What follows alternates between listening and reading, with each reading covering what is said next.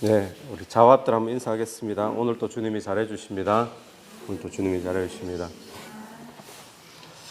네, 우리 19장 말씀 계속 이어지는데요. 성결에 대한 이야기입니다. 오늘 19절을 보시면 너희는 규례를 지킬지어다 내 가축을 다른 종류와 또 그 다음에 내 밭에 두 종자를 섞어 뿌리지 말며 또 두 재료로 직조한 옷을 입지 말라. 가축을 종류가 다른데 서로 교미시키지 말라는 거죠. 그리고 밭에도 뭐 한 종자만 뿌려야지 뭐 토마토, 뭐 오이 섞어서 뿌린다든지 이런 거 이제 하지 말라는 겁니다. 그리고 두 재료로 직조한 옷. 근데 요즘은 혼방 워낙 많잖아요.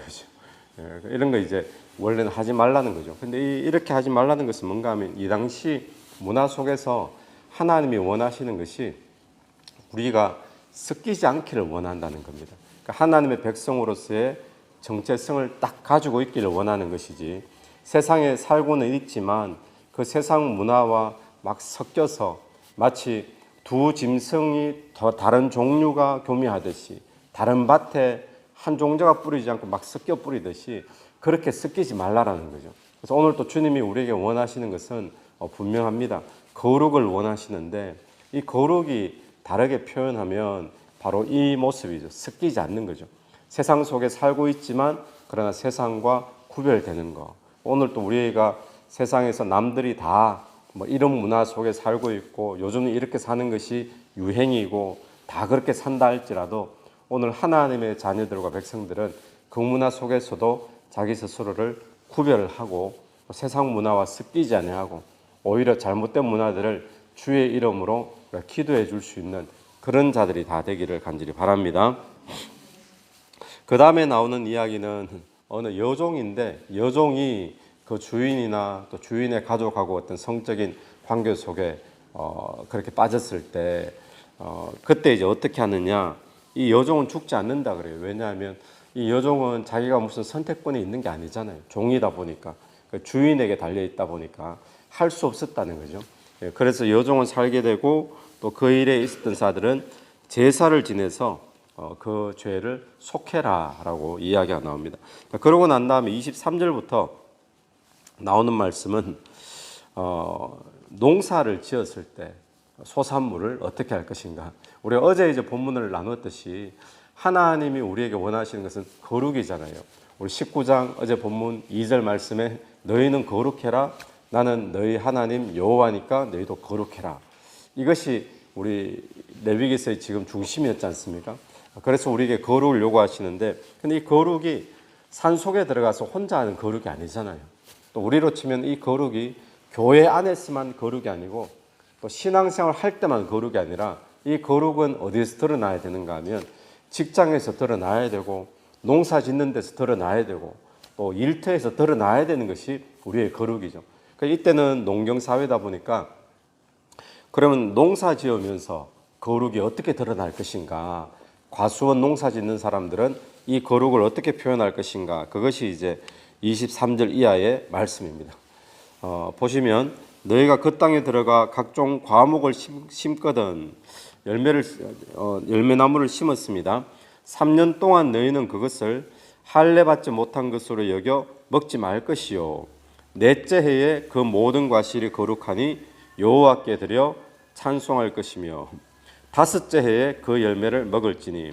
자, 과수원 농사를 지으면서 하나님 앞에 거룩은 어떻게 하는 것이냐 했을 때 보통은 뭐 짐승의 첫 새끼 또 소산물의 첫 것은 구별해서 하나님 앞에 다 드리죠. 왜 그렇습니까? 왜 짐승의 첫 새끼 또 소산물의 첫 소산물 왜 구별을 해서 하나님 앞에 드리죠? 의미가 뭡니까?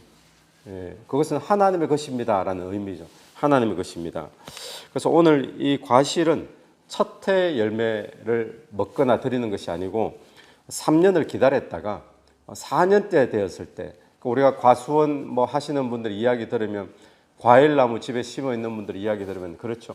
뭐 첫째, 둘째, 셋째 잘 안 열린다 그러잖아요. 그죠? 그런 것처럼 이 4년째 열매를 하나님 앞에 드린다라는 겁니다. 그러면서 5년째 본인은 소산을 먹는다라는 거예요. 왜 그렇게 합니까? 그렇게 하는 이유가 25절 다시 보시면 다섯째 해에는 그 열매를 먹을지니 그리하면 너희에게 그 소산이 풍성하리라. 나는 너희의 하나님 여호와이니라. 여러분, 오늘 이 본문의 핵심은 이런 겁니다. 우리가 과수원에서 농사 짓는 사람, 또 밭에서 농사 짓는 사람, 이런 사람들의 어떻게 거룩을 그러면 농사 지으면서 나타낼 것인가 했을 때 소산물을 통해서 하나님 앞에 거룩을 나타낸다는 거예요. 근데 그 소산물을 어떻게 하느냐? 첫 해의 것을, 또 첫 번째 소산물을 하나님의 것으로 인정하고 온전히 드린다라는 겁니다. 자, 그러면 이 말씀을 우리가 우리의 삶에 한번 적용해 본다면 내 직장에서, 내 소득에서 하나님 앞에 거룩을 어떻게 나타낼 것인가? 그것은 내 사업장에, 내 직장에, 또 내가 학교 다니면서 거기에 거둬들이는 소득과 결과들은 이거 다 하나님의 것입니다라고 인정하는 것이 우리가 생활에서 해야 될 거룩인 줄로 믿습니다. 그래서 우리가 하는 것이 뭐죠? 11조도 그런 의미잖아요. 11조도 10분의 1, 11조를 주님 앞에 들었으니까 나머지는 내 것이고, 그게 아니라 이 모든 소득도 하나님의 은혜로 내가 이런 결과를 얻었습니다라고 대표로 인정해서 11조를 드리는 거죠. 마찬가지입니다. 그러니까 오늘 또 우리가 어떤 소득 생활하는, 경제 생활하는 거기에서 우리의 거룩은 어떻게 나타나는가?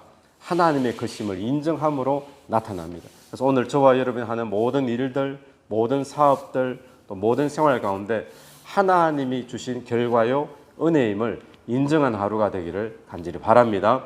주님이 그것을 거룩으로 보신다는 거죠. 그러고 난 뒤에 26절부터는 피채 먹지 말고, 점치지 말고, 술법을 행하지 말고, 또 머리깔을 둥글게 깎지 말고, 바가지 머리 하지 말라는 그런 거 비슷하죠. 둥글게 깎지 말고, 이거는 이 당시에 이방 종교를, 미신을 섬기는 사람들이 하는 행위가 머리깔을 둥글게 깎는 것이었대요. 그리고 수염을 손상하지 말고, 또 28절에 보니까 죽은 자 때문에 너희 살에 문신하지 말고, 이거는 어떤 사람이 죽으면 그 사람 때문에 문신을 하면 죽은 자와 소통한다, 교통한다라는 그런 의미로 문신을 이 당시에 했답니다. 또 문의를 놓지 말고, 또 29절에 내 딸을 더럽혀 창녀가 되게 하지 말라. 딸을 창녀시킬 사람 누가 있습니까? 그죠? 여기는 이제 이방 종교를 섬기는 이방 제사 가운데 섬기는 사제들이 여자 경우에는 전부 창녀들이라 그랬잖아요. 이 당시 문화가. 그죠? 그런 거 하지 말라는 겁니다. 그러면 30절에 내 안식을 지키고 내 성소를 귀히 여기라. 이 말은 뭡니까? 금방 26절에서 나오는 말씀은 이방인의 풍속을 따라가지 말라는 거예요.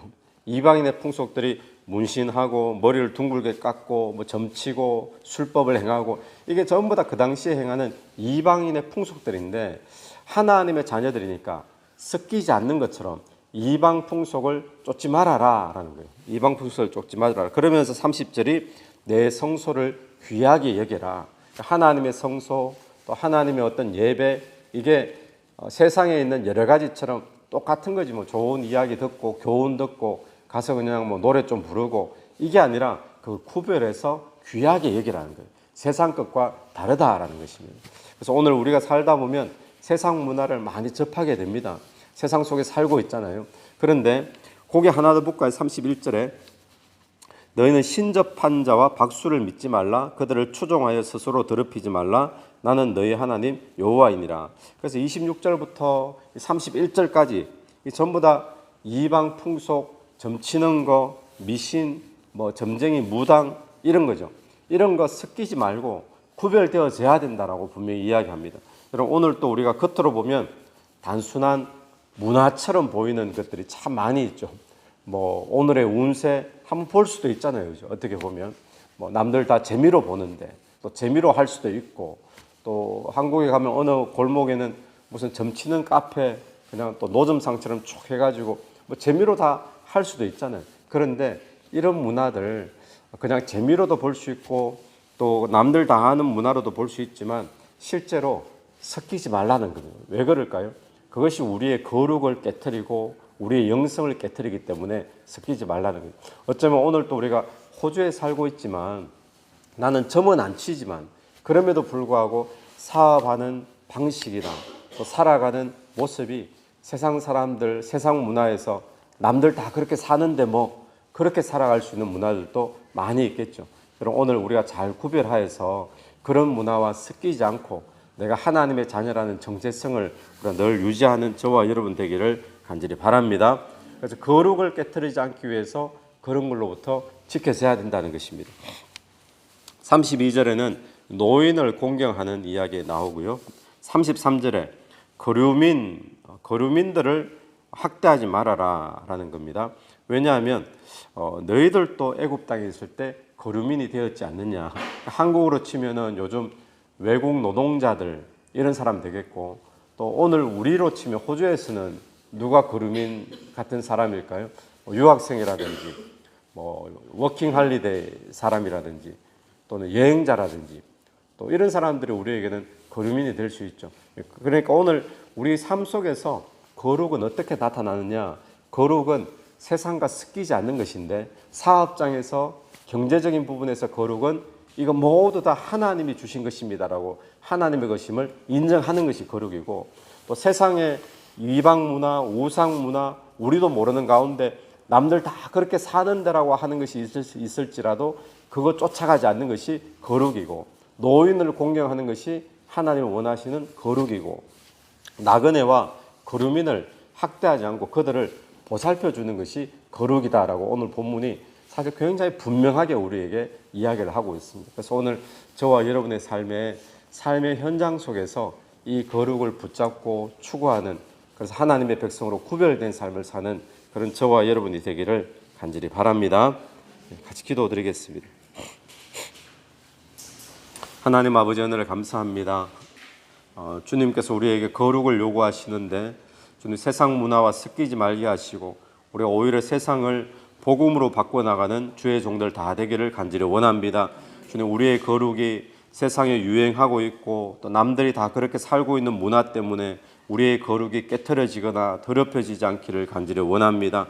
우리가 경제적인 활동 가운데 모든 결과, 모든 소산물 하나님의 것임을 인정하는 거룩이 있게 도와주시고, 또 우리 주변의 사람들에게, 특별히 거류민들, 나그네들에게 주의 복으로 축복해주며 또 받아줄 수 있는 그런 거룩함이 나타날 수 있도록 인도해 주옵소서. 이 새벽에도 기도드리며 나갈 때 기도 속에 성령께서 역사해 주시기를 간절히 원하오며 예수님 이름으로 기도드립니다. 아멘. 오늘 예수 이름으로 승리하시는 하루 되길 바랍니다.